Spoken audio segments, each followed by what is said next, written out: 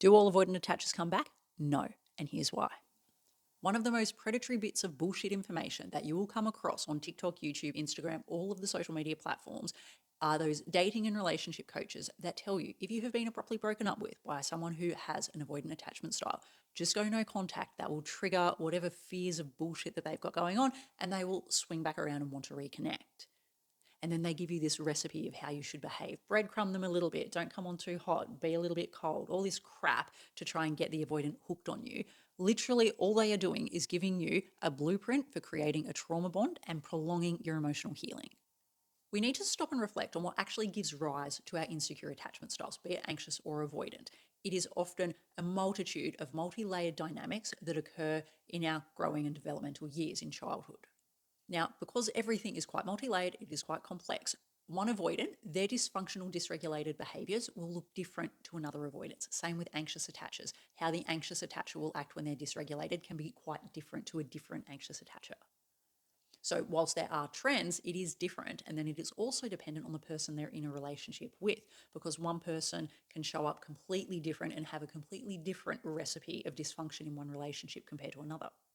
And then when it comes to an avoidant ending a relationship, or you getting sick of the bullshit an avoidant is engaging in and you may end it, there can often be two different elements that are playing out with the avoidant. If you have an avoidant who has more of a fear of confrontation and they feel too uncomfortable having an uncomfortable conversation with you about maybe you're a couple of dates in and they weren't seeing a future with you, but they were too scared to say that. So you may have been feeling like you were getting more and more invested. The relationship was taking strides to getting more serious, and they stopped at date 2 with their emotional investment. Oftentimes, if it is this style of avoidant that you either end the relationship with or they do, it's very rare that they come back because they don't have that emotional attachment to you. And I'm saying this as someone who, in my early 20s, when I was a raging fearful avoidant, I did this to people. It was shit. Shouldn't have done it. Thank God I have done a truckload of healing and I no longer operate out of that level of dysfunction. But if you are with someone who you didn't see a future with, and then things eventually ended. Thank God for the poor person on the receiving end of it, or thank God for everyone involved. If it was one of those situations, I never went back. And I know so many avoidants. I know so many people that have been in relationships with avoidants where the avoidant did not come back.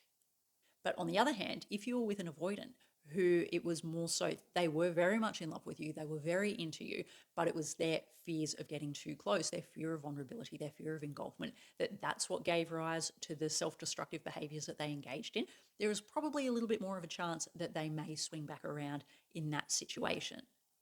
But the thing is, if they haven't gone off and worked on themselves and figured out why they do what they do, why they are so dysregulated, why they self sabotage, if they swing back around without having done any of that work, they are likely swinging back around for external regulation, not to genuinely reconnect.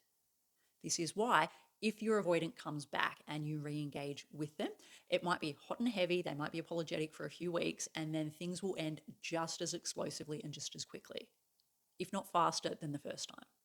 And it doesn't hurt any less the second time or third time or fourth time around. So the main point of this video is you don't know which side of the equation you were on. Was it the fear of having that difficult conversation that there wasn't a future, or was it that fear of engulfment and fear of vulnerability? Either way, it doesn't really matter, because unless the avoidant knows, unless they work on themselves, you're not going to get the answer because they don't have the answer. And if they show back up, they are likely going to be just as dysregulated, just as unhealthy to be in a relationship with. Now, I'm talking about those with the moderate to severe avoidant attachment styles. There are plenty of anxious and avoidant attachers who are on the more mild end of the spectrum who can be amazing partners and you can have amazing relationships with them. But if you're with someone who is unaware, unhealed, and unwilling to work on their shit, re-entering relational dynamics with them, or going no contact with the hope that they're going to swing back around, or chasing them, seeking closure, wanting answers, and trying to convince them to be back with you, it is just an exercise in futility, self-abandonment, and it is going to prolong your healing journey.